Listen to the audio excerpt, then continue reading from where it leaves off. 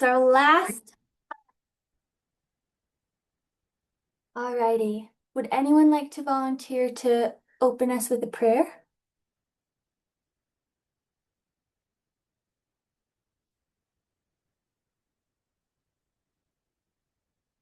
Tammy Joe, would you like to pray for us? I'd be happy to. Thanks. Heavenly Father, we are grateful for this opportunity that we have to come together. And we are desirous, Father, to be able to knit our hearts together, to be able to have your will move through us so that our um, oneness that we are attempting to attain can be reached because we follow and heed your counsel. Please be with us. Help us to measure our words and to come from a place of loving each other as you love us. And we say this in Jesus' name. Amen. Thank you, Tammy Joe. Alrighty. So when I planned out the dates for all the meetings to line up with the full and new moon, like Marlene had this good idea to, I set one for the 19th, knowing that the conference would be on the 15th, 16th. And yeah, I figured it would be nice to just have one last meeting after the conference. And so what I thought maybe we could start with is picking everybody's brain about where they see our women's conversations going from here. I know there are some conversations going on about the June 20th Revelation, Just and Holy Principles, and maybe the provisional document coming up. So I just love to hear anybody's thoughts on where they see things going and how they'd like to move forward. So if anybody wants to start, feel free. I have to confess really quickly, I forgot until 5:30 or so when Karen texted me and reminded me about our Zoom tonight. So I'll be eating my dinner as we talk, as per usual.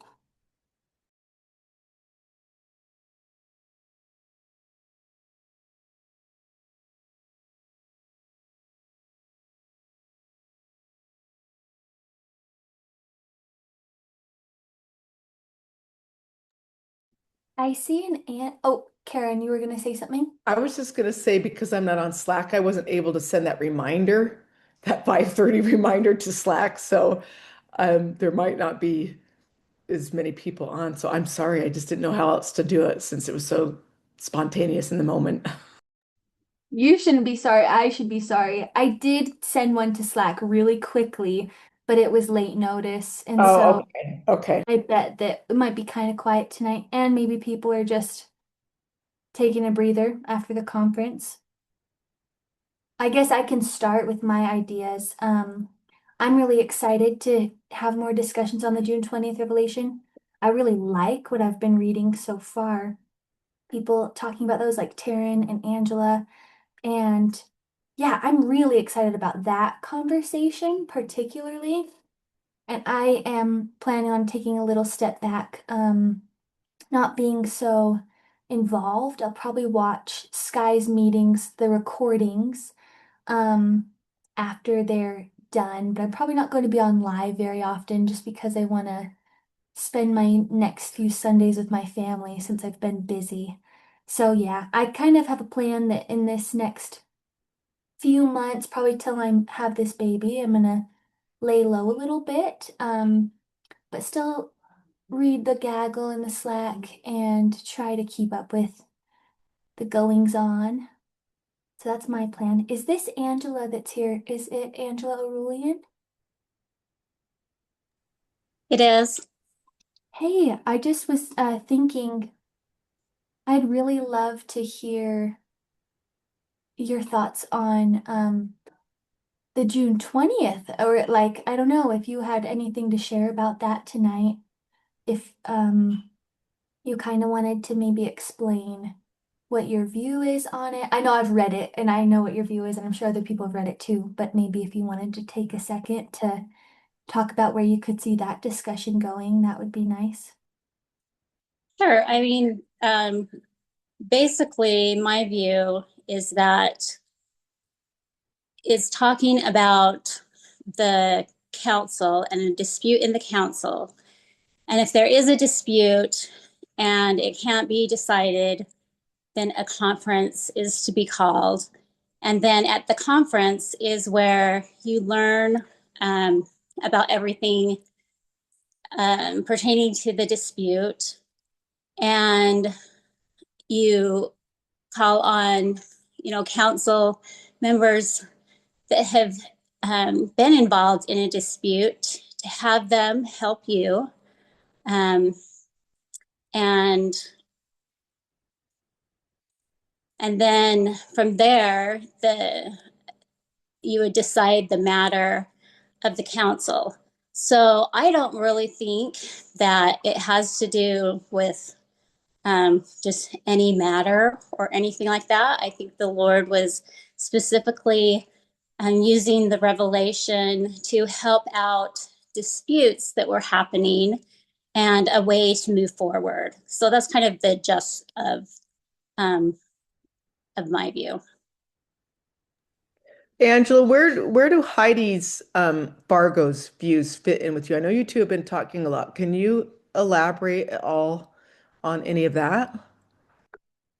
I think she pretty much sees the same thing as far as um, like organizing something from the just and holy principles. I guess that I guess would be um, something that we differ a little bit. I think that I hate to say, what she views specifically because I might be saying something wrong.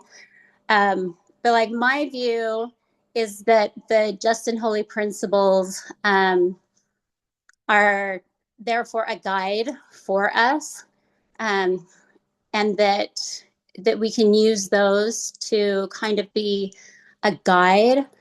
I don't know if they're necessarily like something mandated and something that you have to use, but I think it would be great to kind of pull those out and define those um, so that we could use them and have them as a guide. So are you thinking like, how you sent out your website that you had created a few years ago? Are you thinking that would be sort of like maybe a repository where people could like a reference place for Okay, so I think there's a lot of different things that can help guide us, like Stephanie's document, the provisional document. I think that's a great resource. If the Just and Holy Principles, if we were to um, define those and I don't know, make a document or a guideline, something like that, to also use as a guide, I think that's wonderful. Um, I would like to see something like that we could all agree upon. Um, as far as being mandated, where it's like, okay, you have to do this, and if you don't do that, then we're going to send you to jail. No, I don't. I don't see anything like that. But as a resource and kind of an agreed upon understanding that we use those to help us. thanks, that helps. I like that. Thanks, Angela. Mm-hmm. And thanks, Karen, for adding in those questions. Go ahead, Tammy Jo. So, Angela, I have a question for you based on what your understanding is of the June 20th revelation and the April 12th Women's Conference. What do you see as the difference between what you view the revelation saying and what actually occurred? I wasn't at the April conference, and so um, I have limited understanding of everything that happened there. But as far as the June revelation is concerned, you know, it was indeed over a dispute. It is at a conference. And so I think that it honored the June revelation where a conference was called because of the dispute in the council. Did that answer your question? I guess I'm not quite understanding then what you were saying about that it had something to do with something specific that a council is dealing with itself, and that other women come together at a council. It seems like that's a different understanding than what actually occurred. I don't think so, because they had it at a conference, or they called a conference when they had a dispute about the council. And then interested women were invited, all were invited. So they all came, and then they discussed the council and the dispute that they had. And then it was voted on and resolved. I think that's what my understanding of the April conference was. Okay, I may have misunderstood your context for what you were saying in your first preamble on the June 20th, that it had to do with a women's council and the matter was inside the council. No, not the council. Sorry, I might have said council. I get council and conference mixed up sometimes, so it could have been my fault. But no, I'm just talking about like a local council having a dispute and then it being taken to a conference to deal with the dispute. So, does that make sense? Yeah, so my understanding is that one of the members of the council that was brought to the conference was none of the members had a dispute in the council. Is that correct? Okay, well, okay. So I don't believe that it has to be a dispute inside the council. Okay, that's what I thought you were saying. Okay. It's just if anyone has a dispute. So if someone were to have a council and they did it in their fellowship, and I was I was like maybe a witness to something, and they did it wrong, and I came to them and said, I have a problem with how you did this, and so I'm going to bring my dispute to a conference, and then that's where it would get decided. I mean, if it could get decided without a conference, I think that's great, and that would be the ideal thing. But if it can't, then that's what I think a conference is for. Excellent. Thanks for your clarification. I appreciate your patience with me. Oh, no worries. Thanks, Tammy, Jo, and Angela. All right, it looks like we have Rachel Ball and Karen. Karen, I saw you try and unmute at one point. Were you trying to respond directly to that conversation? No, I just was going to start talking and then I was like, oh, wait, I better raise my hand. So I'll go. Okay, great. All right, then we'll go to Rachel first. Okay, so I have some ideas on like how to move forward, but it's not really on topic. But I just wanted to let you know, like, if there's a lull in the conversation, I have some ideas, but it might take me a little while to explain it. And so, if we have like extra time where no one else wants to talk about anything else, I have some ideas. Thanks, Rachel. Okay, I'll remember that. Karen, you go Okay, ahead. I was gonna say I'd love to hear her things, but I do have a question for Angela before we moved on. Okay, so Angela, some more. I'm just trying to get as much as I can out of what your thoughts are. Um, Two things. So, what are your thoughts on okay, so when a council dispute is brought forward in your view of the revelation, and maybe this doesn't even matter, maybe it just goes by case is different, but do you see when let's say a council is found that okay, you did something incorrect. Does that mean in your mind that that council should just be reheld? Or do you think does it undo what they did? Do you have an opinion? That's one question. So do you have an opinion on that? And then the other thing is somebody, I can't remember which woman it was, but somebody in this last couple months, eh, probably within the last month, brought up the idea of using these conferences when you're in the process of organizing a council. And if there becomes a dispute in that process, whether between the man and the counselor or whatever, that at that point they could go prior to the conference and maybe settle it before it even happens or something like that. Do you have thoughts on that also? Those are my two questions, if that makes sense.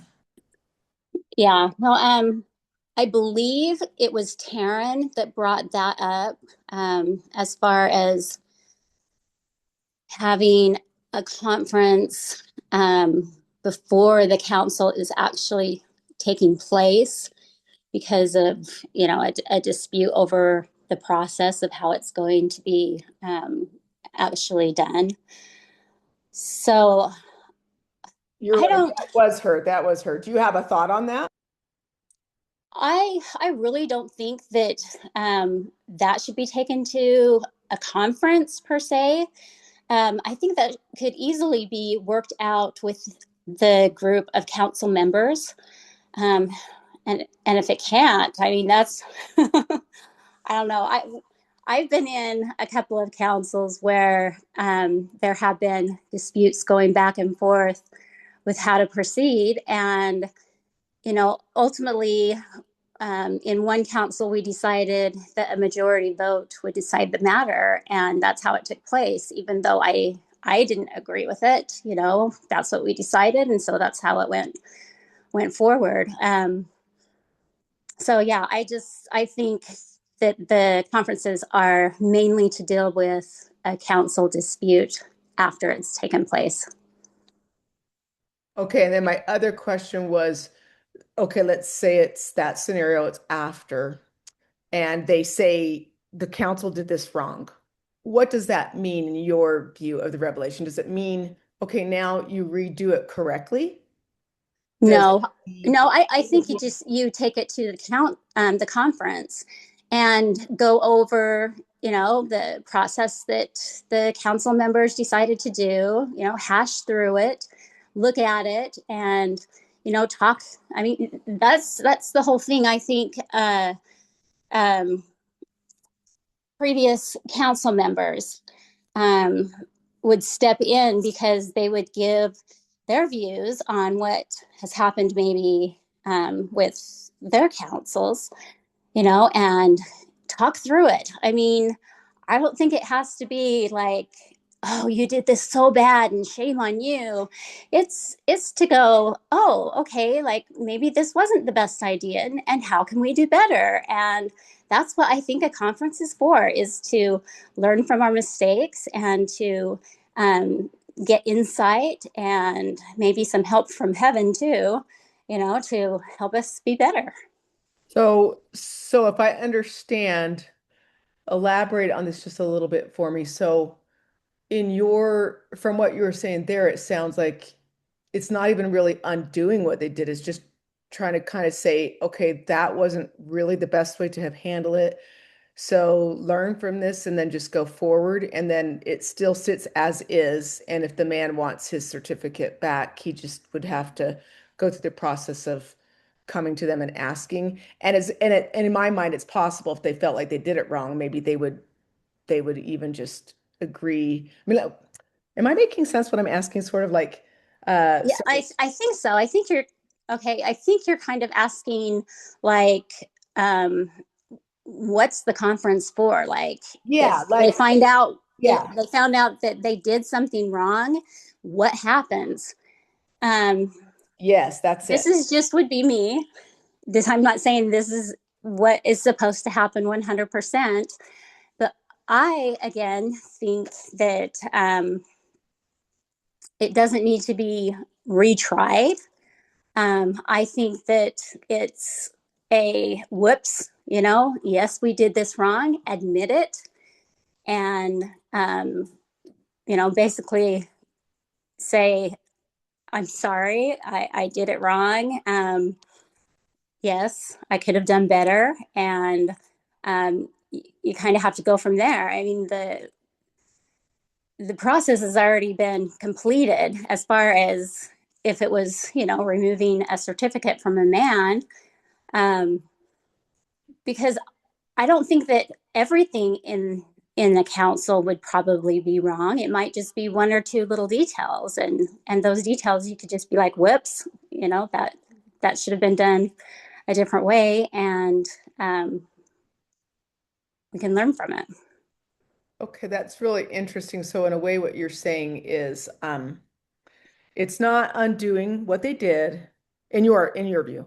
It's not undoing what they did. It's not saying, oh, you were incorrect to have taken away the certificate per se or whatever. It's to kind of help us to improve, but it's not, it's keeping intact what the original instructions from the Lord have been, where, a unanimous vote of 12 removes. And so it's not really undoing that. It's just kind of um, helping us to rise up to do better. And then the council itself, between them and the man, they can actually, sounds like, in your view, decide what they want to do after that. It's not like you're dictating to them, okay, and this is how you got to fix it.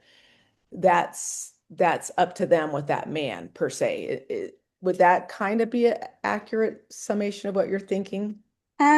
Yeah, I mean, ultimately it would be up to that council because they're the one that held it and they removed the certificate. And so, if they feel like, gosh, we really screwed this one up, we may need to go back to the man and tell him, that we did this wrong, and either give him the certificate back, or, I mean, I don't know. I'm just kind of I'm just kind of talking like No, I get it. this is what I just don't know. Yeah, this is stuff that, people have grappled with for the last year, trying to think through that. I just was curious of what, since you had sort of had If it was me and I had a counsel and someone took me to a conference because they didn't like my procedure and I did something wrong, and after going through the conference I was like, oh shoot, yeah, like I totally screwed that, then I would probably go back with my counsel and talk with them and say, what should we do? And that could develop in a number of ways. But I think it's kind of up to the council at that point. Thanks. That I agreed with you. I agreed. That's how I felt, have felt this year, is I've just felt like it still has got to be up to them to decide what they're doing. So that's just interesting. We haven't discussed this, obviously, so I was just curious what your thoughts were. Yeah.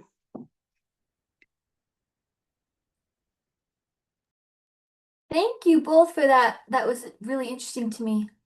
So I'm grateful to hear those questions, and yes, Angela, I don't expect you to have all the answers either, but I've really appreciated your contributions to the June 20th discussion. So it's good to hear your views, and I definitely won't hold you to them permanently. You can always change your mind about things. But yeah, these are really yeah, tricky things to grapple with. I've asked a lot of the same questions, and it's it's a puzzle for sure. We're really starting um something fresh with this whole June 20th revelation. It kind of opened a can of worms, I think. So lots of things to think through. If anyone else has any comments, feel free to raise your hand. And I think maybe now would be a good time to go back to Rachel. Would you like to share right now, Rachel? Yeah, sure. So I'm not always like super articulate on uh Zoom or whatever. But I had some ideas. I was thinking about what is our issues that I perceive that both the April conference and also this conference seem to have a lot of upheaval. And it didn't seem either one didn't seem to cause a lot of unity, or I don't know. It just seemed like it didn't go as expected, or maybe what people had hoped. And I was trying to think about, what maybe the issue would be. And I think with both conferences, one of the things that I saw in it is that they were planned by people of, like, the conference organizers were people of a very similar mindset or viewpoint.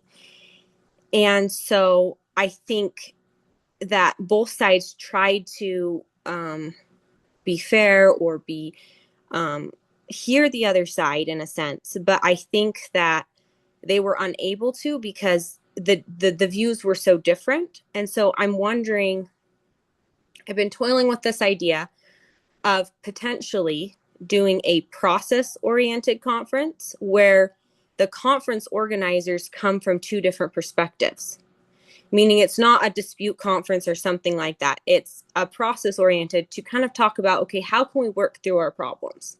Essentially, that's the goal of it. It's like, what are the impediments? What are we dealing with here? And how can we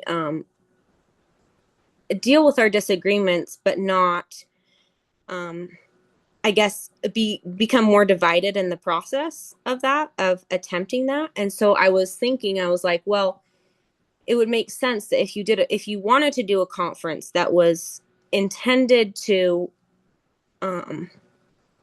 bring more unity, it would make sense that the conference organizers, you would have people from vastly different perspectives, so that, and then in order to move forward with the conference or whatever, all of those people would have to feel good about it, and that way everyone's view could really be accurately and I guess accurately represented, because I think that's what's been that's one of the problems, is that we're not quite understanding each other and what people are meaning, and people are not feeling represented, and even though the conference organizers have been trying to do that.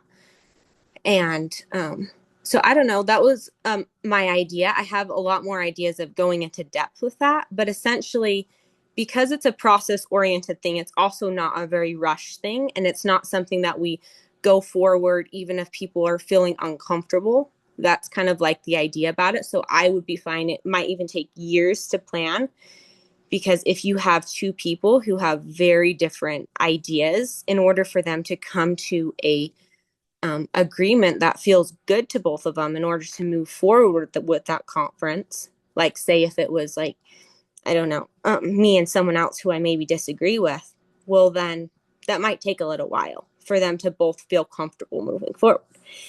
So I thought that could be good, because I've noticed, like, with dispute conferences, they seem to not really solve the disputes, like actually solve them at a heart level. And so I was like, well, I think that, oops, my alarm's going off. Okay. So even it just taking a step back and figuring out, okay, well, what are the root causes? What and how can we work through those? Because I think disputes could be solved so much easier if we understood that, which is why I think if I were to go forward with a conference like this, I would need lots of people from lots of perspectives. And so I don't know. That's a brief overview of my idea of thoughts. And I guess I want to get feedback and see what you guys think. I'll start, and anyone else can raise their hand too. I think that's a really interesting idea. It made me think back to the there was a group of women thinking about doing the November conference also, and they were hoping it would be really discussion based. I don't think they even were planning on a vote for it. And it it sounded really cool. I like the idea of it. And I think that was one of the things that someone mentioned at one point was having people with various perspectives, almost kind of serving on a um committee together. So are you imagining this idea two people, different perspectives, or would you imagine it like a committee? What would you think would work better? I think it could be like a committee. I think whoever would maybe want to help plan the conference. And then so maybe you would have like conference organizers, like a committee or just two people or whoever wanted, who was ever was interested in planning it and wanted to do that. And then I was also thinking that you would also involve all of the people who wanted to be part of the conference. So like you, part of the process of going through the conference is that you would address all of the women's concerns, either on Slack or whatever, that you would address all of those concerns, because I'm thinking that any woman could has a different perspective, even if they're not a conference organizer, could significantly help us make a better conference if we thoroughly address their concerns or look at their concerns and see like, and I guess I'm kind of wanting to have a conference where everyone's like excited to come to it because everyone feels genuinely good about it and they feel good about coming, because with both the other two conferences, it's like we had, it seemed like that it just wasn't the case.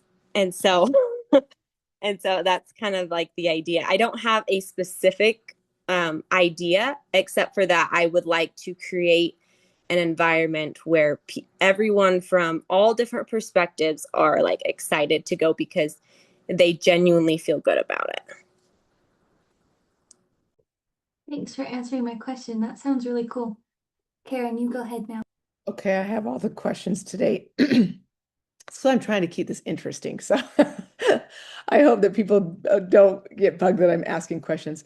Okay, Rachel. So a question that I have on it is, it seems like to me that a new hurdle that we're trying to cross is that it became clear in the last 6 weeks or so that there's people, like Angela was saying, she doesn't feel that the revelation is, Angela, correct me if this is wrong, like how I'm saying it, okay? That the revelation that we were given, the June 20th, is specific to council disputes. Okay, so the conference is being called for a dispute over a council. So one of my questions would be, so what I hear you describing is not over a council dispute per se, because how are you going to do that? Are you saying then that a council member has to sit on the conference committee with equal say? Maybe that is what you're saying. Are you saying that even on a council dispute, then you would have to have a council member and the person bringing this dispute sit together to decide how that conference was going to happen? That's one question, okay? Then the other question is where I see the hurdle is, so like if Angela's perspective, like we've got to decide as women, even what does this mean? Because if it's, what I'm hearing is that what you're suggesting would fit more for the type of conference that's not over a council dispute, but more like what we just had and what was in November, where you're discussing how are we proceeding, what are we actually agreeing to, that seems to fit more like what you're saying. Have you thought through that aspect? Are you seeing a difference between the two types? So this would not be a June 20th revelation. It wouldn't be attempting to resolve a dispute. It is a process-oriented conference, so it's a completely separate matter than any of the dispute conferences. It's it's essentially just a women's conference. There would be no voting, nothing of the things that you are seeing in the June 20th revelation, because it's basically essentially like an in-person Zoom meeting where you are getting together and just working through the root cause of why these dispute conferences are so difficult. It's so, does that make sense? We're not trying to even do a dispute conference. Yeah. It's just a let's figure out some skills, let's learn some things so that when a dispute conference comes up, we're better, more equipped to deal with it. So are you seeing, okay, so let me just make sure I understand. So what you're saying is you're seeing these very distinct from the June 20th revelation. So you're maybe in line with what Angela's saying, like those are very much for disputed councils. And those have got to be done a certain way. Stephanie conducting, blah, blah, blah, right? Time and place, at a specific place with interested parties, whoever's interested. Okay. And then you're saying that these other process-oriented ones, if there's no voting, what you're saying is it's not really like they're creating something binding. It's more to just what, I mean, like, what is it, just to educate each other? Is it just, what do you see as, I don't even know if I'm making sense what I'm asking. Yeah, you're making sense. So it's more about it's rather than directly head on discussing the dispute, like say like with the Lewis Council, going straight to the allegations, straight to the meat of it. You're essentially going to what is behind that. Why is it difficult for us to work together? What is it? You could put, I mean, this is a potential thing. You could potentially explore, like, why is it hard for us to look at issues? Or why is it, what's difficult for different people? What are they seeing? I guess I don't know if I'm making sense, but it's kind of more, you're going to, instead of going straight to the dispute, you're kind of taking a step back and looking like at the root of why it's hard for us to discuss basically any issue, like say for like the guidance standard. Like, why is it hard for us to come to agreement on that? Like what is it that we're missing? So you're trying to explore what is it that we're missing that makes it hard for us to resolve any dispute. So I don't know. Did that answer your question, or do I need to clarify a bit more? A little bit, but you went down an avenue that I think that last part, I was thinking more that you were saying, all right, how we're going to go forward, like maybe like this principles concept or whatever that you were saying. Okay, let's make sure is that as we're discussing this on Slack or in Gaggle, that type of thing, that you start to see that there's differing views, that you make sure that if we decide we want to have a council in person, a conference in person to talk about these things, that you're making sure that several people are on the committee to organize that, right? Is that kind of what you were saying at that beginning, right? Or no? Yeah, so I was thinking like it would be important, I would think, for this type of a process-oriented thing, that you would have people from many different perspectives. That way that you could, I think that would give you a better ability to plan a conference that would, I guess, be more productive and effective, because you would be able to, with the conference organizers, you'd be able to actually understand the other side better, so that when you're creating the conference, it more so meets the needs of everyone, if that makes sense. Okay, and then with no voting. So No. just organizing it in a way where, okay, there's no threat of voting, so you're not feeling that side temptation, taking sides temptation, I would assume. And that you're coming maybe with more open mind, because there's not going to be a vote. So it's not like you're coming with maybe a predetermined type of feel. And you're saying, I believe, that it's open to anything that we might need to discuss as women outside of those very specific council disputes that are pertaining specifically to the June 20th. Is that fair to say, kind of? Yeah, sort of. It's kind of like the I don't know if you call it the emotional side or the internal side of like trying to figure out where we're stuck that makes it so difficult for us to resolve anything. So I guess it's not so much like what is it? I'm trying to think of what the word is. I'm not exactly sure. It's not coming to my mind. It's just I'm not sure what kind of word I'm trying to think. It's just trying to figure out, I guess, like the root of our problems, and like I guess trying to explore like skills or concepts or understanding that could make it easier for us to work together to resolve disputes. It's some of the stuff I've been learning, like in Carolyn's Zoom meeting. She's been doing a really good Zoom meeting where I've learned a lot of these similar concepts of like we've been working through like trying to figure out we've been exploring everything about a dispute, and so we're I guess we're just kind of exploring what these words mean, um getting everyone's perspective on it, and I guess we're just going super slowly and we're not trying to necessarily get anywhere. I guess that's kind of it, is that you're exploring ideas and exploring things, but you're not trying to get anywhere or reach a result or reach a vote. I don't know if that makes sense. That This is helps a little. That helps. That's getting a little clearer. Yeah, this is my idea from this morning, so it's still kind of fresh, but yeah.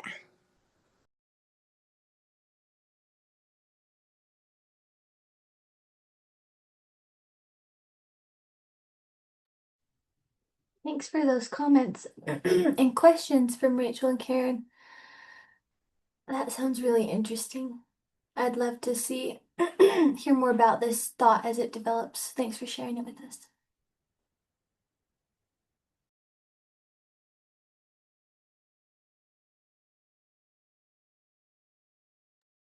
Connie had her hand up for a long time. Where'd she go? Connie, are you still there? Did you want to comment?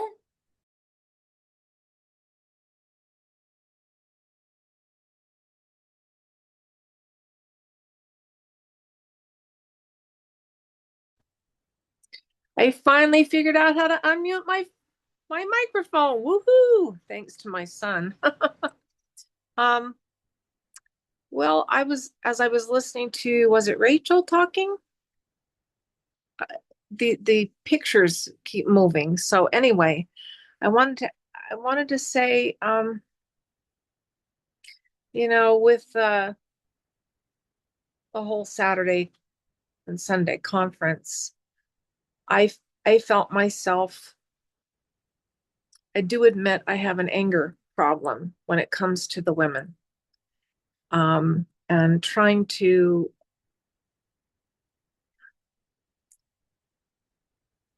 deal with my pain. So it felt right to humble myself in a way where I could just back out and not put myself on anybody else anymore.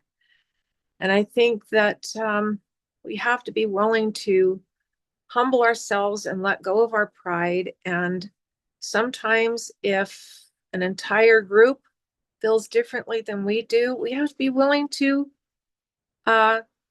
change our hearts and even our minds to be able to be, if we're going to become of one heart, how else are we going to do it? If one person won't change their heart, I don't know what I'm saying. Anyway, that's why I put my hand down, because I didn't have it completely in there. But I do understand what a lot of you are talking about, and I'm just, with all my heart, all I've ever wanted is for us to become of one heart and to be in Zion together. And I don't, there are some women who just will not back off or change their minds. And I'm not calling any one person out. I'm just saying it gets a little frustrating when there's 100 women and 99 women are in agreement and the one won't even think about changing their mind. It gets a little difficult for me. So anyway, I've said more than I need to say. Thank you. I'm done. How do I turn off my mic? You got it. Thanks for your comment. Maybe you can teach Taryn. She's always saying she can never figure out how to turn her mic off or on again. Thanks for coming back. I should have called on you earlier when I saw that your hand had gone back down, but I'm glad you shared your thought with us. Thanks.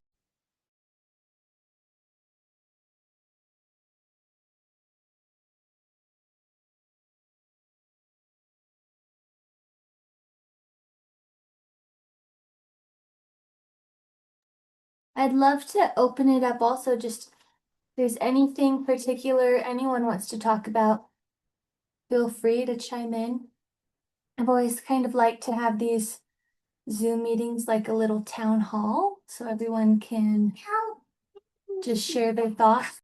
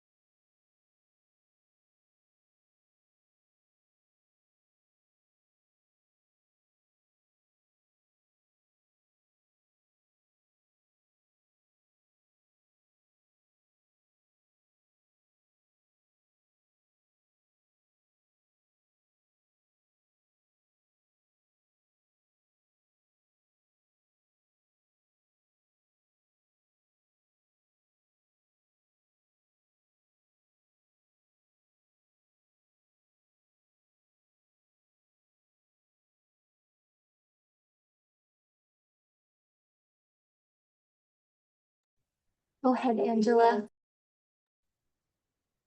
Okay, so you've all heard my view on the June 20th. I would love to hear some other views. I'm not saying my view is 100% correct. It's probably not. So, yes, please. Anyone?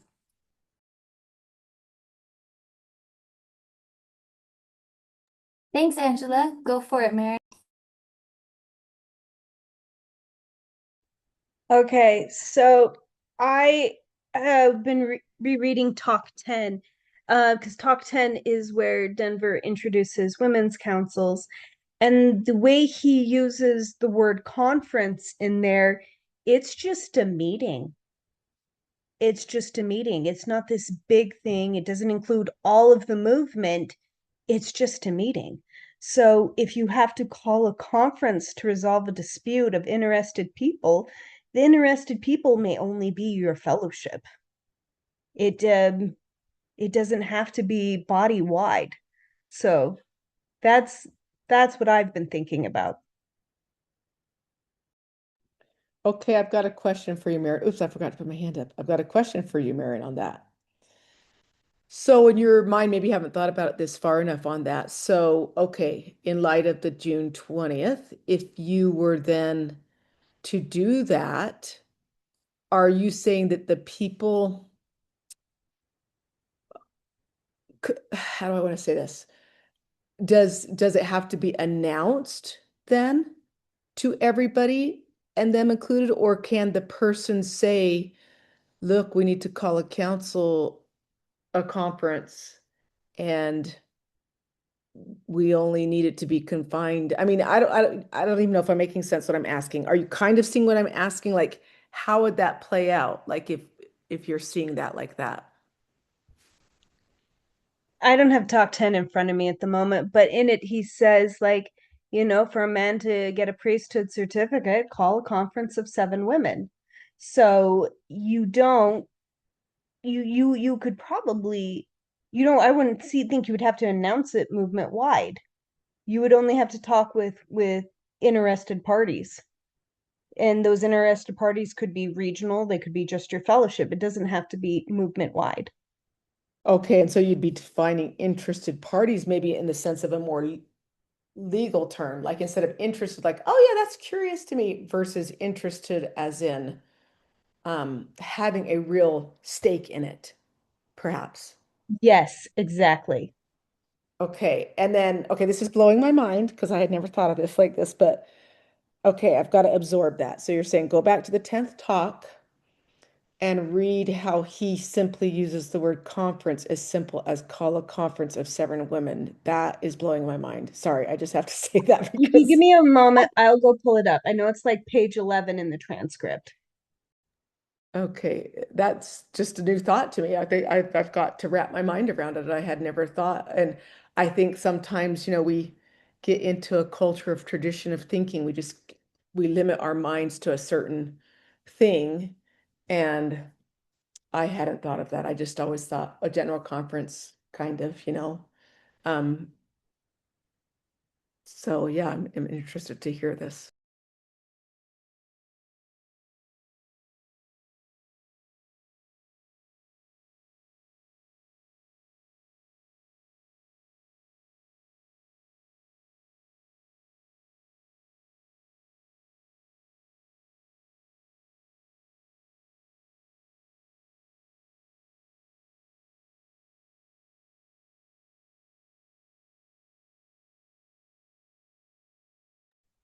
All right, Michelle. Thanks, Karen and Marin. Feel free to come back whenever you're ready, Marin.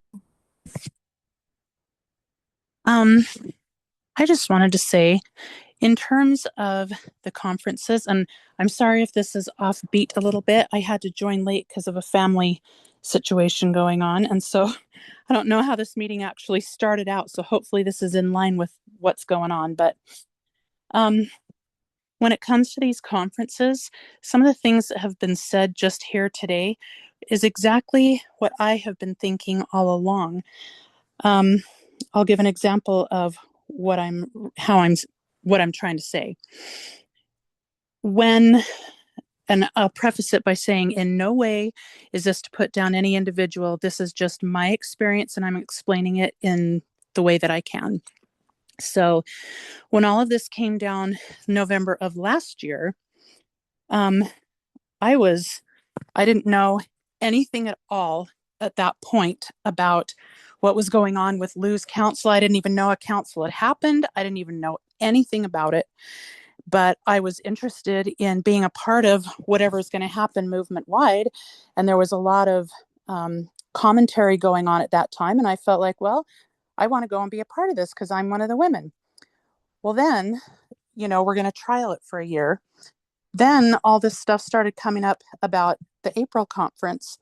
And for me, again, I knew a little bit more now because of the November one, but still I knew very little. So for me, going into that conference for April was a tremendous amount of homework as I was trying to figure out what's even going on, what are we voting on, why are we voting? Just all the stuff. I had to figure it all out from basically scratch. And so on the Revelation where it's talking about interested women, taking it back to those 2 conferences I just mentioned, I felt like, well, until it blew up and all these meetings are happening and feelings are flying and conversations are going on, I was not an interested woman. I didn't know a thing about it. I only became interested when everybody got upset and we're having this conference and, all of that. And so I really do feel some of the comments tonight are in alignment with how I feel. Interested women doesn't mean every single person. It means those who are part of what's going on, whether it be, I don't know, anybody that's interested is already knowing about it and has feelings about it or feels something was wrong or whatever. those are the ladies that go to resolve that specific council among themselves. So I just wanted to throw that in. Thanks, Michelle. We have Maren again. Okay, I have it. Um, okay. He said that if it's to be the case, then there must be at least 7 women who vote. Call a conference. In the conference, attended by a minimum of 7 women, at least 7 women must vote to sustain. Okay, and then Tasha over in the, so, sorry, I didn't raise my hand because I'm, sorry, I'm addressing directly from Marin's in my conversation later. So sorry, Angela, because your hand's up. But so Marin, Tasha commented over in the side, I noticed, she says that is how preserving the restoration reads as well. Like you're saying, you're pulling it out of preserving the restoration. And then she's going on and not that one's about sustaining, right? And she, correct me if I'm wrong, Tasha, you're pointing out if a man's worthiness is called into question. So now we're shifting to like a council being called into question, call a conference to deal with the matter. So, Tasha, are you trying to concur with Maren that in the way Denver used the word conference, that That's good. he's equating that? I mean, help me understand. Like you're equating like that we're getting starting to get confused and because he later clarifies that if it's not a home fellowship that you go to a general conference, and now we're starting to get stuff confused about what is a conference and what is not. Is that what you're saying? Um, Let me start from the beginning, and you have to forgive me. I've like been in bed with the flu. So um so the when Denver first gave this new revelation to us, like Maren was talking about in the 10th talk, then yes, he was talking about you can call a conference for 7 women to sustain a man. And I don't remember if that's if he didn't have enough in his home fellowship. I can't remember the details of the sustaining. But then he also then said, and I think it came from the 10th talk and then was put in preserving the restoration, that if man's worthiness is called into question, then call a conference to deal with the question. Um, so the 2 councils I've been on, that has been the guidance that we have used. The second council was after we had received further clarification within the man's home fellowship. And if you can't do it there, then do it in private at a general conference. But now that we've included the preserving the restoration language into our scriptures by vote of the people in in April, then I mean, to me, it seems like then it could be up to the women of what works best. If he has a functioning home fellowship that he attends regularly, by all means, do it in the fellowship. If the next conference is in New York or something, the next general conference, it might just be too hard to try to get enough women there. So I guess it has to be up to the women organizing the council and using the spirit. If, well, can we just call a conference with women who are daily with this familiar walk that's not at a general conference? So it's still all up in the air, but I think there's room for interpretation is all I'm saying. That helps because I hadn't ever thought of it that way, but I can see what you're saying now is that the language used consistently by Denver in giving the revelation that Marin's pointing out Well, could yeah, be a legitimate interpretation of that you could either require it to be at a general conference, but you could also say that no, it's allowing for just a conference to be called in the same way he's used the language of sustaining and so forth. Is that kind of Right. Yeah, Right. that's what I'm saying. But like I said, I think it should be left up to each individual council that's being organized to try to follow the counsel, the instructions the Lord has given us to the best of their ability. But if there are times when it's really hard to find home fellowship or figure out home fellowship, and there's times when it's really hard to do it at a general conference for whatever reason. So just my opinions. We also want to avoid setting up like these false traditions too. And I'm not necessarily saying that's what we've done, but we've created a tradition around an idea of what we think a conference is.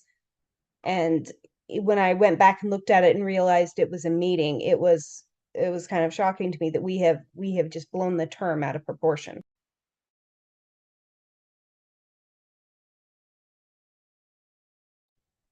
Thank you. That was interesting. If anyone has more comments that they want to jump in with at any point, feel free to raise your hand. We'll go back to Angela in the meantime. So I really think that's interesting, that whole conference thing. My only thought on that would be, this was back in the 10th talk when Denver gave us that instruction. But from there on out, when the Lord gave the revelations, he talked about council and general conference. Anyways, that just kind of came to my mind as far as that goes. Except in the June 20th, it doesn't say general conference, it just says call a conference. Right, but that's talking about, I would say, like a dispute conference. It's obviously a special kind of conference to deal with a dispute. It's not a general conference, which involves every single person in the movement.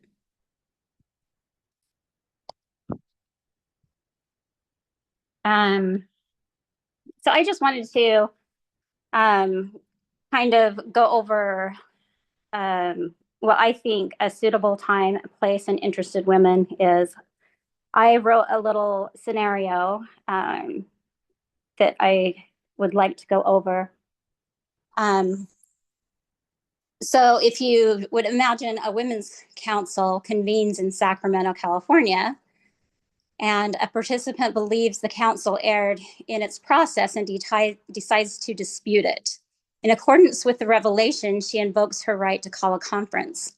She schedules the conference for the following month, selecting a date that accommodates the calendars of those directly involved.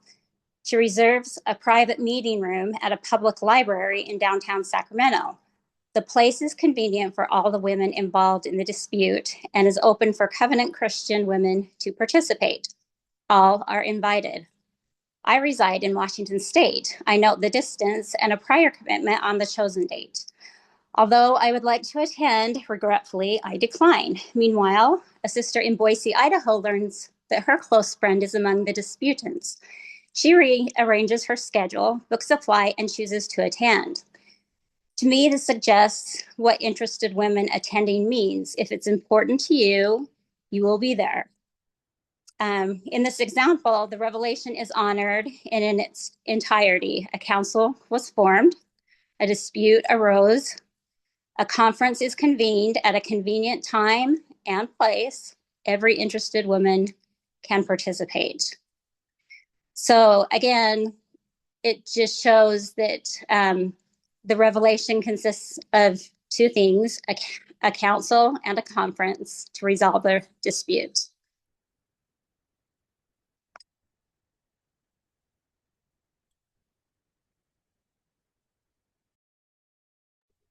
Thanks, Angela.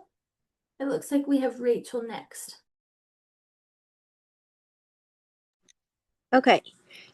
So my idea, it was kind of along the lines of like how, I guess maybe like an idea of how we could potentially go about figuring out potentially what the revelation is saying.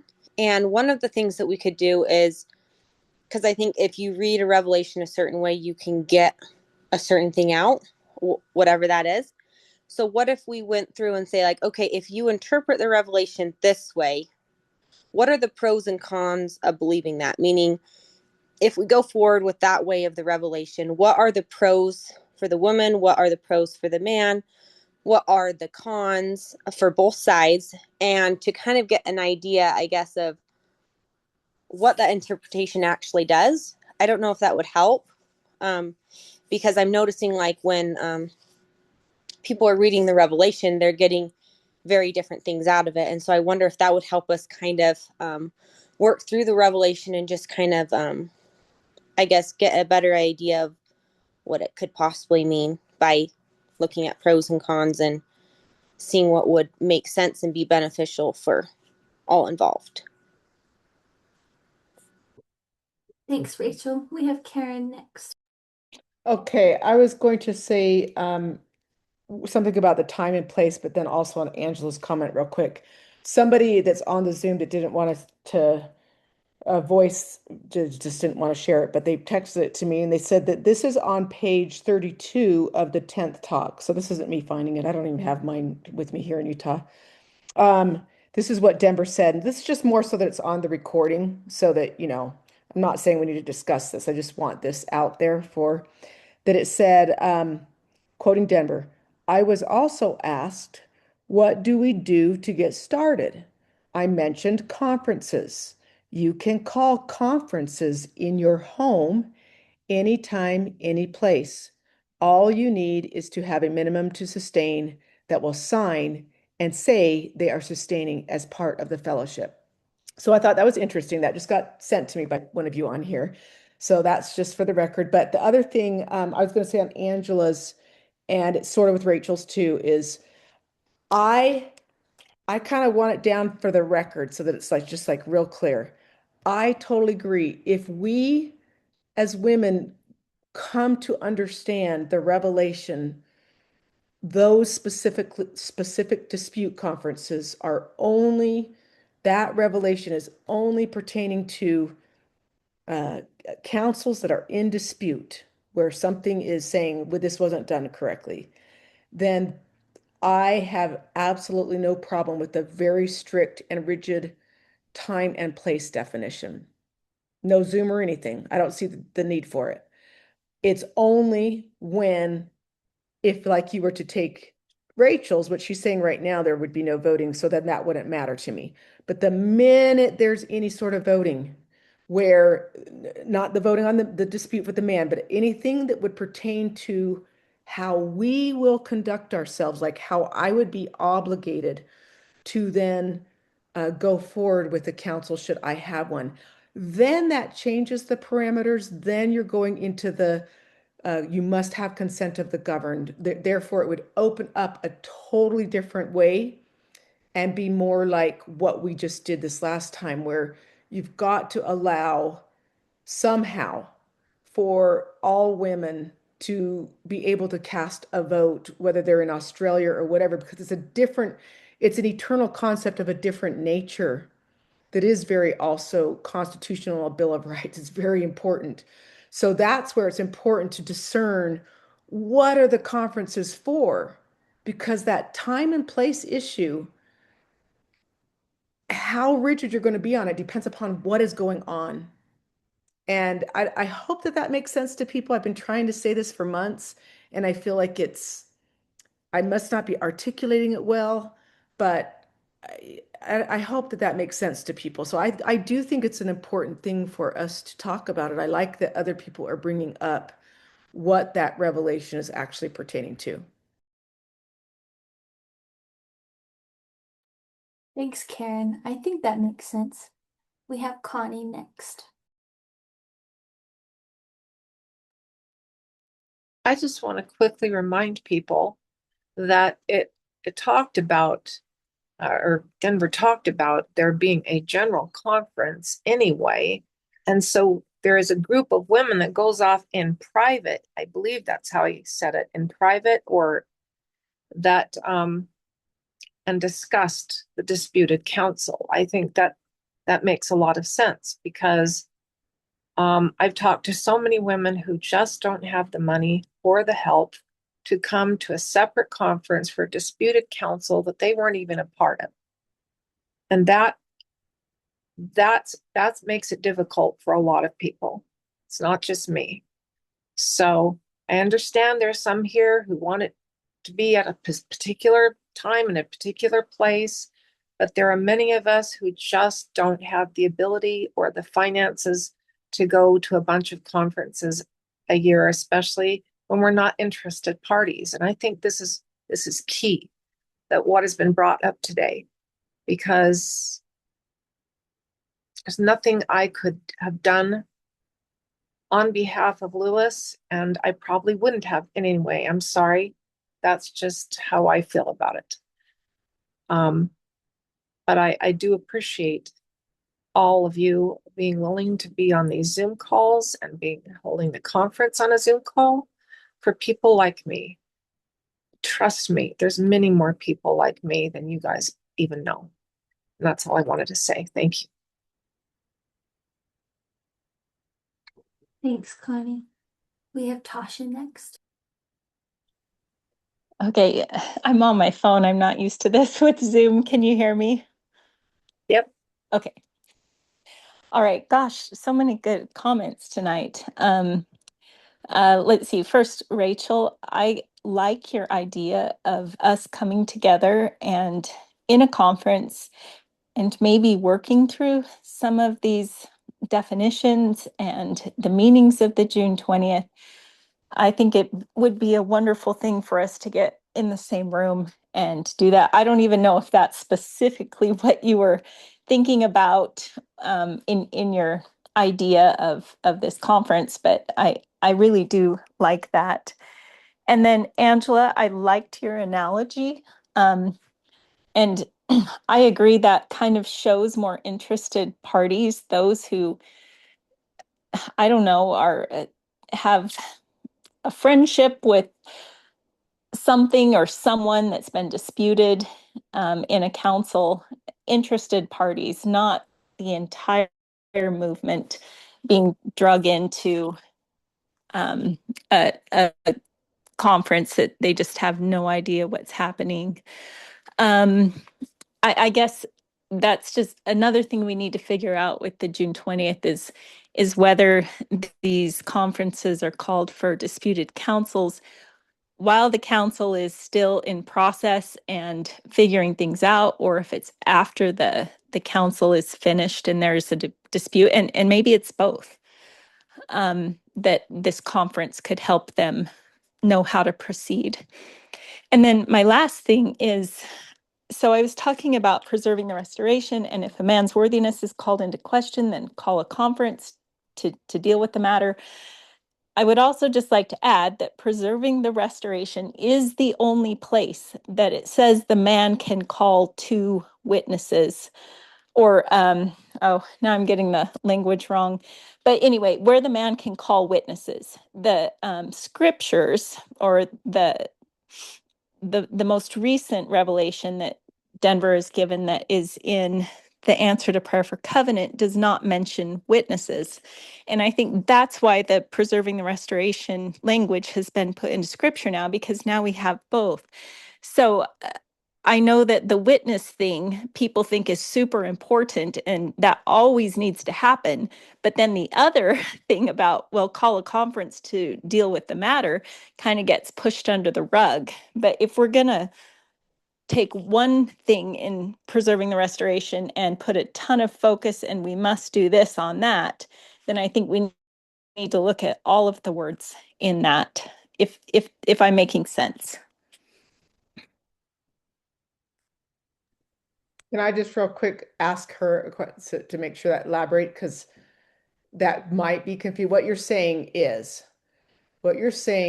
that the only place it says to allow the man to have two witnesses in one spot, and previously to me making and Whitney getting that added in and the people voting on it, it was just one of those items that was sitting out loose in preserving the restoration. It was one of the missing items that we agreed to in last November, but we didn't have it in the scriptures. Okay. So you're saying, okay, that's now in the scriptures, and we've put a lot of emphasis on that issue. And then if I'm understanding what you're saying that, okay, this issue about what does the word conference mean? It's only mentioned one time about it being a general conference, and then there's multiple references to the word conference that are used other ways. And so you're trying to say, we also got that part added into our scriptures now.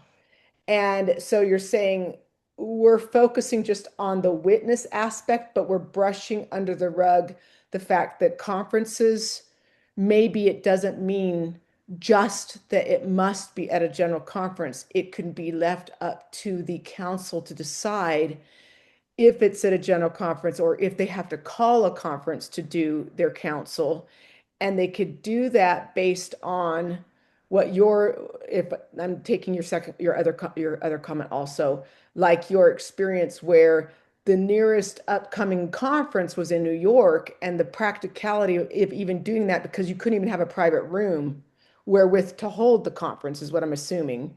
And that sometimes conferences are held where then a private room isn't even available. And so you're saying you got to leave open the idea that a conference could be called specifically to hold the council if we want to actually take the language at all of its possibilities. Does that sound right? Yeah, I know it's really confusing. I guess what I'm just saying is now that the words of preserving the restoration are actually part of the scriptures, that yes, we have more to work from that's just in the scriptures.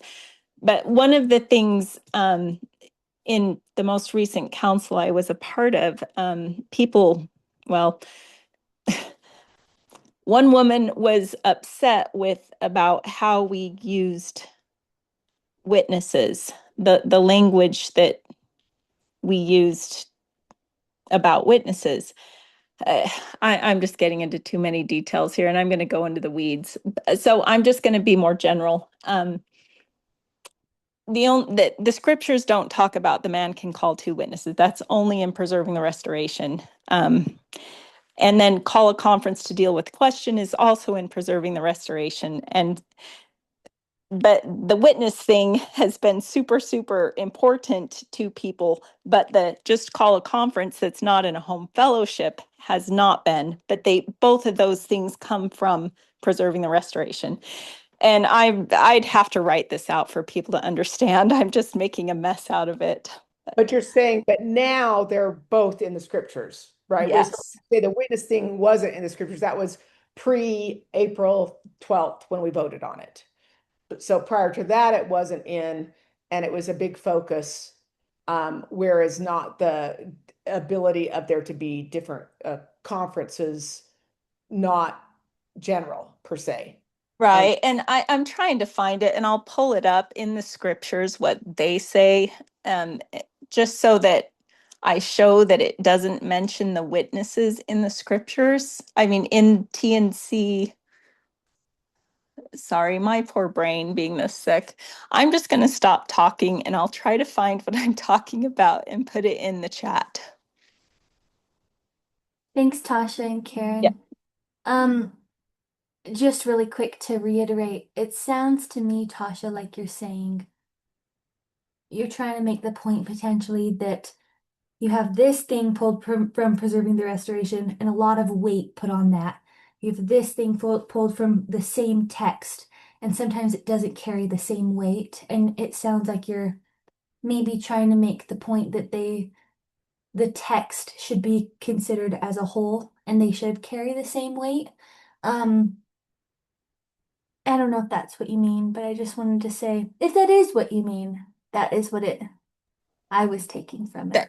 That's a great summary, but I'd like to get the actual quotes so that you can see it. But yes, Yeah. Thank you, Allie. That was a great summary. Yeah, thanks for your point. I really like that. Feel free to post that in the chat whenever you want, and if you want it read aloud too, and you're not feeling well, I can read it aloud for you, so it's on the Zoom recording if you want it to be recorded. And I'm sorry you're sick. That is the pits. It looks like we have Angela next, and then Tasha, whenever you're ready, just let me know if you need help with that.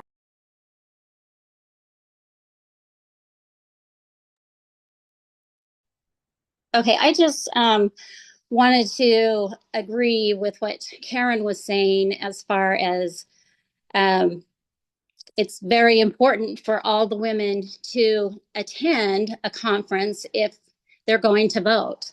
And so that's why I see that the Revelation is only talking about interested women who want to come there, and it's dealing with only a disputed counsel, you know. So I don't expect all of the women to come and see that. It's, you know, it's not very fun.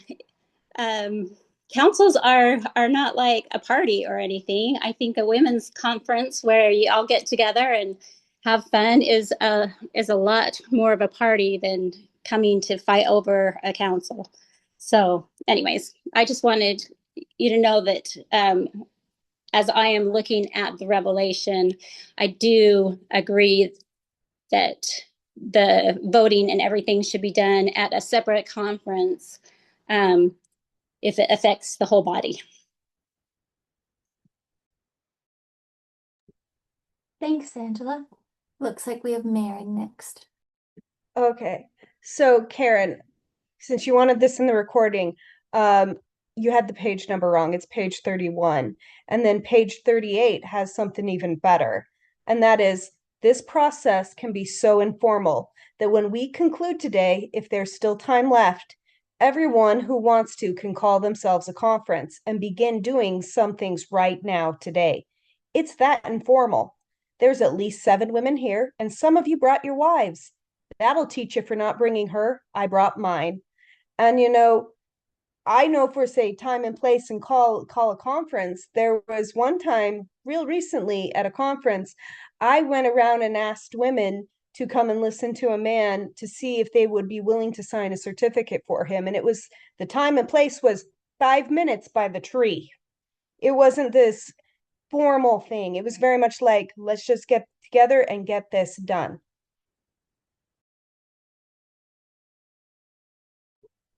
Thanks, Maren. I think that's a great point. It looks like we have Angela next.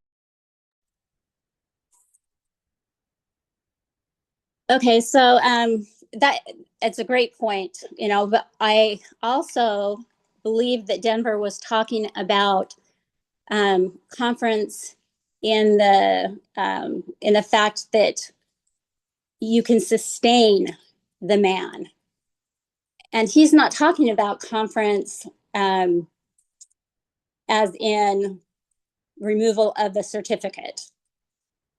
So if you read that again, I believe the context. I mean, no, the context is absolutely about a sustaining, but he's defining conference. And he is saying it is informal. So when he uses it again in, say, the June 20th, he's not calling it a general conference. He's just saying call a conference of interested parties. There's no reason to publicize that there is a council happening against a gentleman. There is no reason to make that as so public and wide and to gather interested women. It's, you could keep it local and just keep it with those whom it will be affected or a part of it or already know about it. Okay, right. Conference. Okay. So I thought you were talking about in preserving the restoration when he was talking about a conference instead of a council, like no, calling. this is from the 10th talk. Right. And I understand what that's pertaining to, the sustaining of women. And the conference in the June 20th, it's just a conference. It's not a general conference, just like it says. I was just pointing out, it's interesting how it's defined there, because I think since he said it, we have redefined it to mean something bigger and more formal, but that's not how he defines it there. Can you explain in what sense we have done that? Because a conference, I mean, I don't think we've made it into a big thing. A conference is a conference. If it was a general conference, it would involve the men and the women and teenagers and everyone. Yes, but the April one was every woman in the movement, and it didn't need to be every woman in the movement. It just needed to I agree. I agree. Interested parties. Yeah, I was agree. going to say, I think she's agreeing with you, Angela. It goes back to what I was asking you earlier at the very beginning of the meeting when you presented your thing, where I said, do you feel like then if the interpretation remains strict and very confined to just disputed counsels, would it need to be announced general? And I think, but you're agreeing. It didn't need to be like announcement from Stephanie Snuffer to the entire movement. Hey, we are holding a conference for all interested women to talk about this disputed counsel. And so Marin is saying, no, if we can get this down to the revelation is just talking about disputed counsels and not group decisions of governance, then there's no need to make an announcement. You sort of figure out who the interested parties might be, and you let them know, let them be informed, and who can come can come. Is that right, Marin? Yeah. Yes, exactly. Yeah. No, I agree fully with that. I don't think it has to be every woman Yeah, attends. and the mess got made in April. I think what she's saying is the mess got made that this became a general thing, and all of us women who didn't even know anything was even happening suddenly got alerted to something, and it really ruined the privacy of the man and everything. It wasn't done. Probably we would have more wisdom now to go forward if we would take this different approach, and it really would allow the privacy that I think God intends for these things, where it wouldn't have just the damage that has been done. I mean, that makes sense to me. I'm glad this is getting discussed. Yeah. I think it's No, I important. also, and along the lines of that, there's a point too that I'd like to make. I think that the women that, oh gosh, that have done it before. What is the wording? I can't remember the word. The experienced women.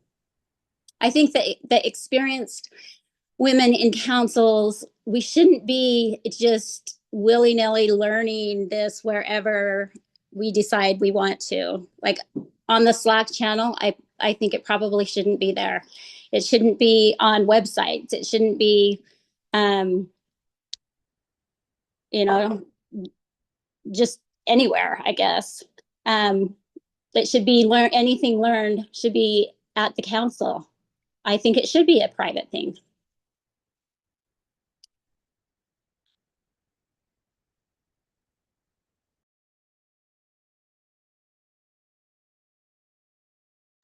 Thanks for those comments, everybody.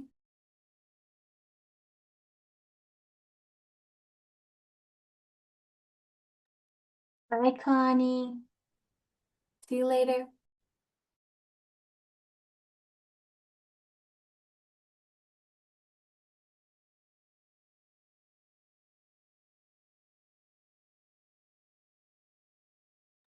Since no one's talking right now, I see that Tasha was able to send those, excuse me, those scriptures to the chat. And so if anyone wants to read those, they're there. And if anyone is watching this recording, normally the chat is recorded in the Slack channel. If you click on Zooms for Reasoning and then Hub, you can see a list of all of our past Zoom meetings and all of the chats. The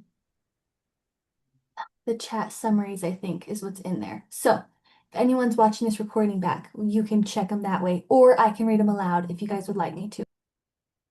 Go ahead, Karen or Tasha. Okay, the same person that sent me the other quote a few minutes ago, I think it was Angela somebody was saying, well, that statement that was read about removing it. Okay, the word conferences was only used when you were sustaining, but when it was about removing, that it just specifies general. And it is true that it does do that one time, but there is another place where it does just say conferences. And this is what that person sent to me. Um, I think they're saying this is also, well, they're going to, I don't know. I don't know where this is coming from. I don't know if this is, it says 32. So I don't know if that's verse 32. But it says, if a man's worthiness to function is called into question, then a conference can be convened to deal with the question. In removing authority, at least two witnesses should speak against the accused, and he should be allowed to speak on behalf and call upon such witnesses as he chooses. And I think this is what Tasha was trying. Tasha, you can answer this, but I think this is what Tasha was trying to say. This specific quote was originally left out of the scriptures, right? And this caused a lot of problems, and the focus was on that it's the two witness part is missing. But this is the very quote that just says a conference and not the general. And so I think that this is probably the one that Tasha was trying to say, wow, and then pointing out that there are all these other multitude of times that Denver uses in that same revelation. He's using the word conference very loosely, very, very loosely. And so it's a good point. I haven't ever considered it. So thanks for bringing it up, Tasha. So Karen, this is not like a revelation from the Lord, correct? I mean, I know that it's Denver's words that are from the Lord. This is okay. We probably shouldn't go there, because this is exactly what everybody was trying to dispute. This is now in the scriptures. That quote is now in the scriptures. So it'll be officially when we get if you go look on the website right now, it's not there because they're behind on getting things done. But it is when you get your printed, one that's coming out in February or whatever, that will be in there. That is the rectified thing. And that was the whole discussion of why people were hesitant. Well, this is what Jennifer and I do in our side by side, and all that was about. And I was trying to say that was the big part that was disputed. This was one of the key things that was missing in the scriptures that was upsetting to some people, saying, hey, over here. And then this is what I rectified to get put into the scriptures. And so I think the point is just that Tasha's trying to make is that all the emphasis was on two witnesses, that was the thing that was missing. And she's going, but it's connected right in that spot, that this is just the word conference without a general in front of it. So well, it'd be pretty simple just to ask Denver if he could clarify that, because it was the very first thing that came out, and then the Lord says conference, general conference or whatnot. I mean, I would just be interested to see. Yeah, Stephanie has commented on a Zoom. She got on a Zoom. It might have been one of Sky's Zooms. Allie, do you remember the time when Stephanie got on and said, "Oh, come on, you guys, for heaven's sakes, it's general conference," It right? was on one of mine. I remember it was Emmeline that was talking about this idea of general conference. And that I think was quoting the specific part Tasha included from Answer to Prayer for Covenant, where it says, or in private at a general conference. Yeah. I think that was where it got a little dicey, is Stephanie was saying, you all can imagine what a general conference is. Oh, that's right. We were just talking about it hadn't been brought up that there's this ambiguous, like, well, here's Denver using conference. What Tasha was trying to say, here's conference, and Marin, conference is used multiple ways to be very not general. And then we get one time where it's specifically said, and you're right, when Stephanie did say that, we weren't discussing the others. We were just sitting there talking about, does this mean general conference or does this mean lowercase g, lowercase that? So it was and then she got out and said, oh, come on, you guys. Yeah. So anyway, I'm just trying to interpret and listen and understand. So I'm not in of a persuasion yet. I'm just listening.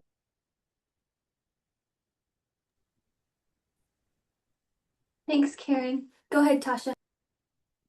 So I'm right with you, Karen. I'm just pointing out the discrepancies in TNC 157 compared to Preserving the Restoration, both which have been used to organize councils.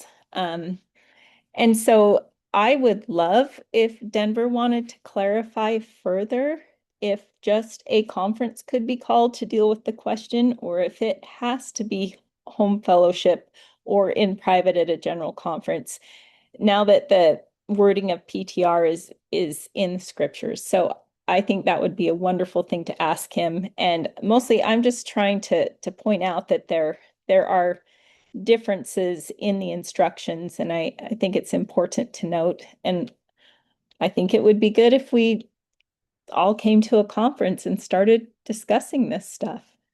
So Tasha, I agree 100%. I think that we as women need to come to an understanding of what these things are, what the Lord is asking of us, and do that movement wide, because it's really hard to just try and do things by yourself on a council. But if we have an agreed upon understanding beforehand, it makes things a lot simpler.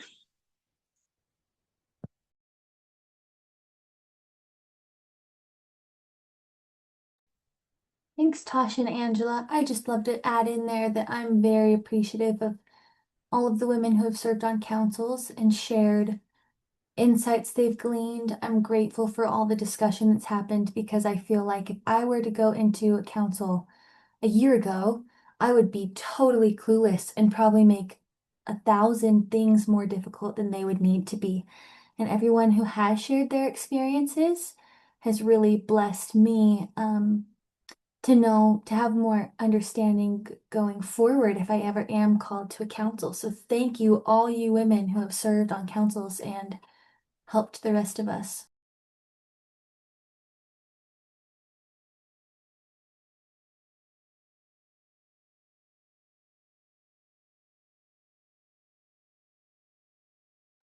It looks like we have just a little over 20 minutes left.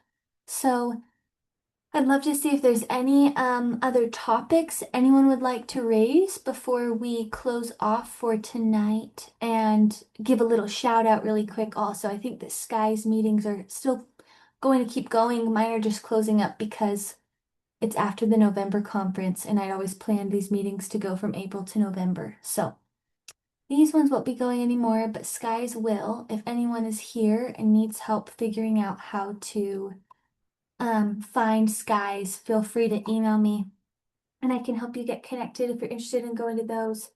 I'll put my email in the chat. Catherine, I'll message you her information so you can get those links to her meetings. And no problem.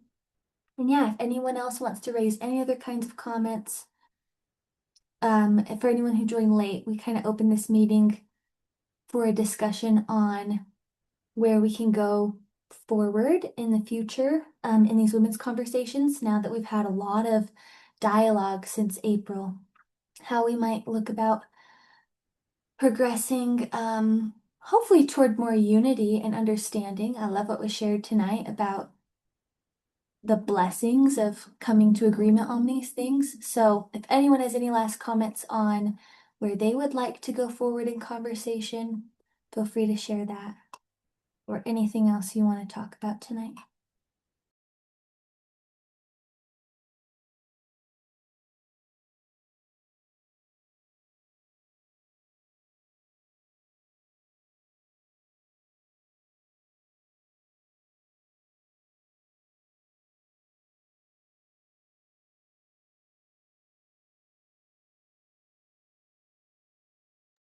Go for it, Michelle.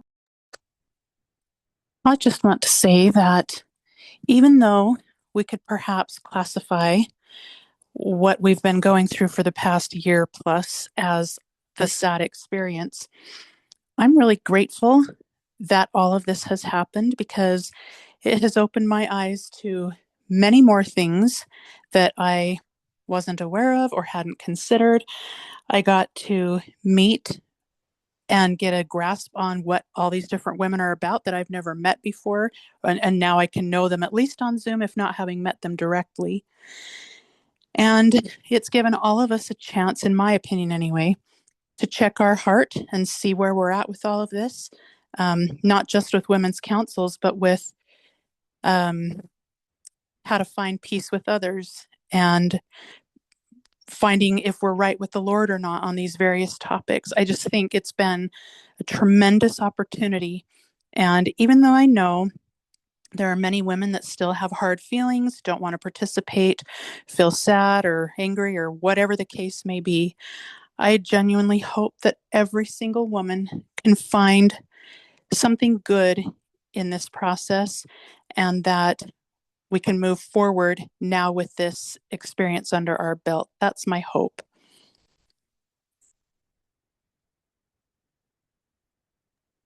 Also, I do want to say one last thing real quick before I go on mute again. Allie, particularly to you, but also Karen, since she helped so much with the conference, this latest one that we had.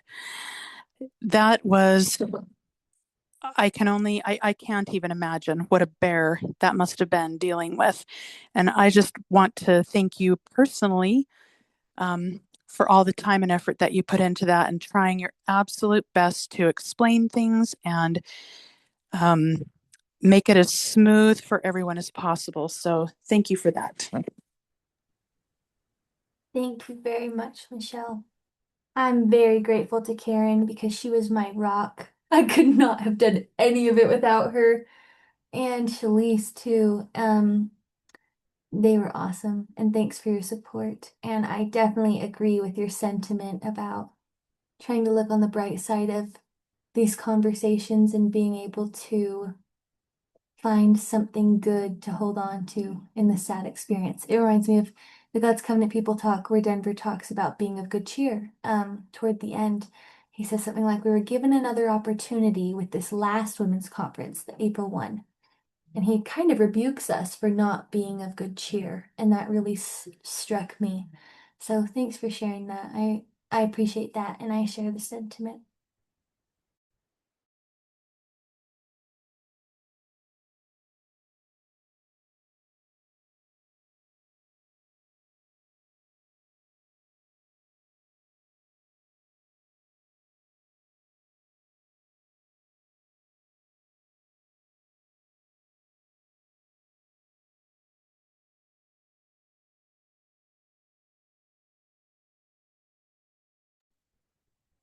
Maybe I'll give it a few more minutes, and if we don't run into any more thoughts, then we can always end early.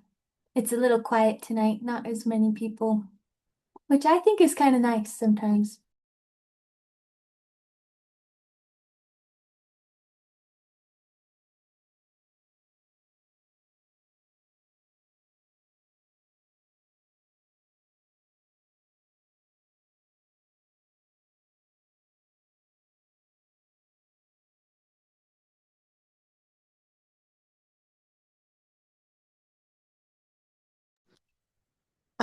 Yeah, I was just going to say, I think it's kind of nice too sometimes because I don't always share all my thoughts. And so when it's more quiet, then I can actually share it because sometimes people talk so quick that by the time it gets around to me, my thought is way off topic. So.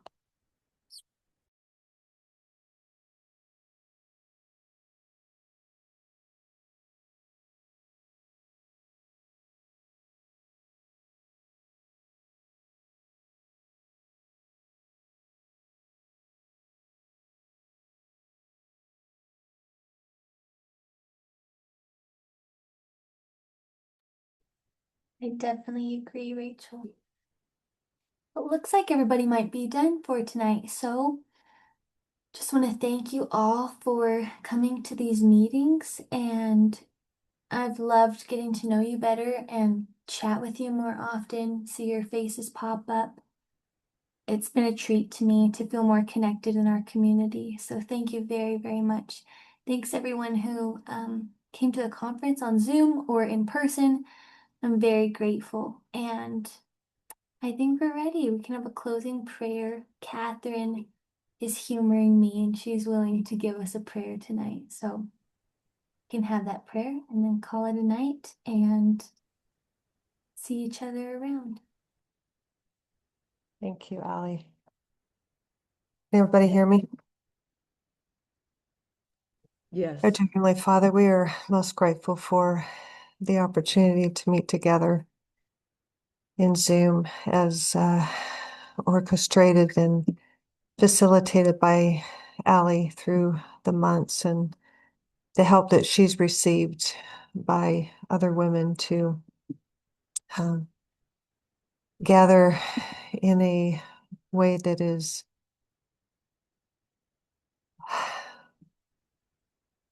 with common consent, with discussion, with sharing, with expressing from our hearts. And we pray that as we move forward with opportunities to mingle together, that we may know how to proceed from you, that we will look to you and continue to look to you in all things, and personally live our lives in a way that is pleasing to you. We are grateful, especially this Thanksgiving season, gratitude for our many blessings that you bestow in our lives and in this community, and has already been expressed from so many. There have been many difficulties, and there's been many efforts to be peacemakers and to communicate our differences in a way that is understandable, in a way, efforts to communicate in a pleasing way. We understand that there will continue to be differences, and differences, as we've read in the scriptures, are not evil. That it's a way that we may learn to come to you and be part of a community, as we have heard from the pulpit, that as we come to you first in love and gratitude, then we'll be able to do so with each other. And we close this evening again with expressions of gratitude and love for each other, and especially for you, in the name of Jesus Christ. Amen. Thank you, Catherine.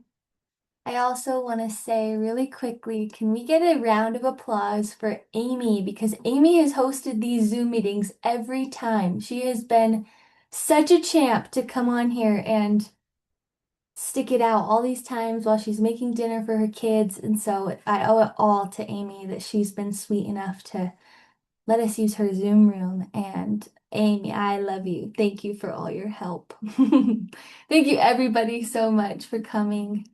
Take care. If you ever need anything, always reach out. You know my email, or you can get my phone number. And it's been a joy getting to know you ladies. So thank you. Have a good night, everybody. We love you, Allie. Thank you. I love you too.